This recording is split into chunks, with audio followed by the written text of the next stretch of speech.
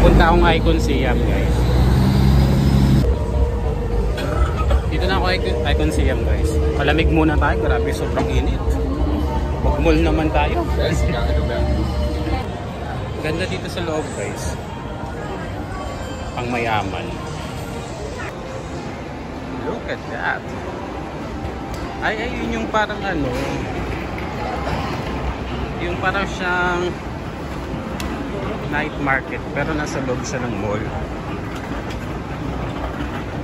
Ang alam ko dito rin yung ano yung mga ano, yung parang yung sabi ni ate dito rin yung crocodile. Tingnan nga natin. Guys, guess what? Nakita ko yung crocodile na barbecue. Ayun no. Oh my god. 100 barbecue crocodile. Dito nga siya sa loob.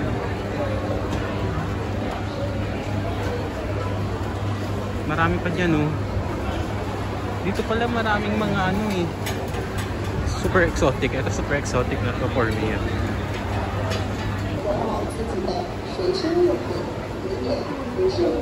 Ano ba to? Pagkain pa kaya to? Or mga tongshi na lang? Ay, hindi, mga gamit-gamit na nga lang. Gusto ko dun sa pagkain. Balik tayo doon. Meron ding ano. Ito masarap talaga ito eh. Sarap ng mga coconut nila, product nila. Mamaya bibili ulit ako dito. Si Baboy College. 160 baht yung isang gano'n, isang serving. Uy, may ano, crispy pata.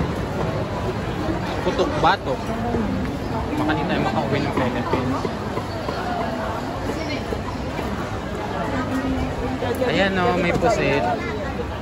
Barbecue, squid tentacles, 100 baht lang.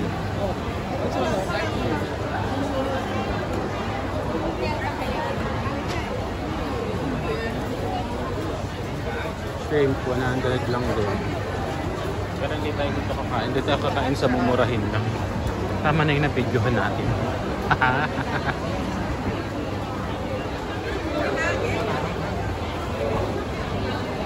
May mga pusit din eh. Hindi, baka bumili ako ng pusit. Ayan. 200 lang naman siya, isang buong. Meron din kasing ganyan sa Taiwan. Ito masarap. Ayaw. Oh, sabi niya. Sorry. Ay, may mango sticky rice. So, ayan o. Ay, mas mahal dito. 150. Kasi may kulay yung kanin. Pag walang kulay, 100 lang.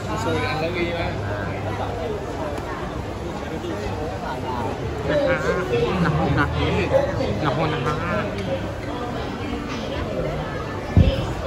Pichi-pichi.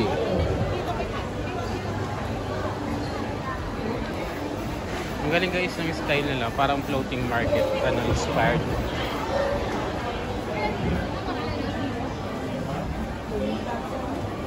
Ayan, bili yan ng mga souvenir.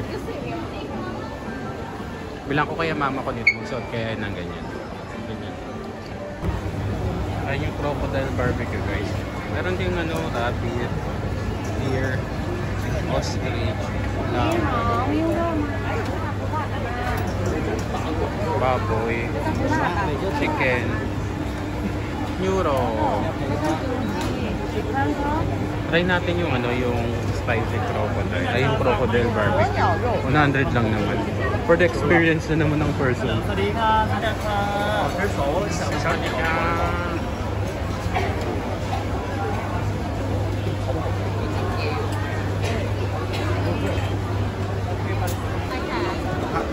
Bibili tayo. Ipay lang naman siya, ipay-ipay.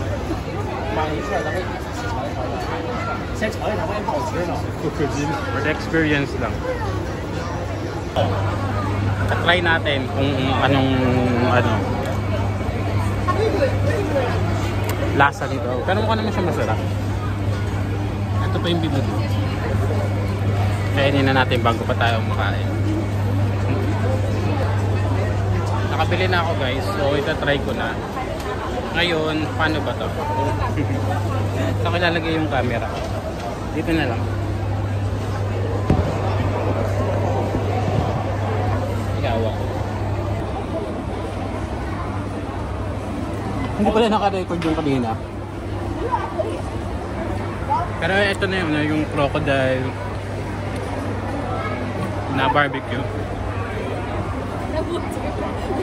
Para siyang ano guys, yung texture niya is parang manok.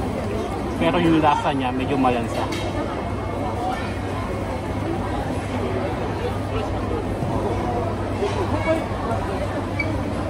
Sarap naman, kaya lang kasi yung mindset mo kasi crocodile to.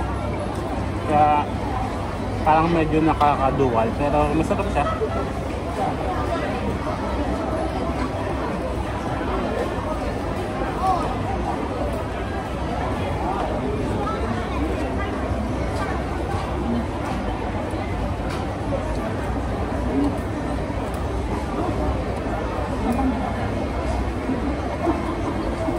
Maaano mo lang talaga yung lansa. Pero goods naman to.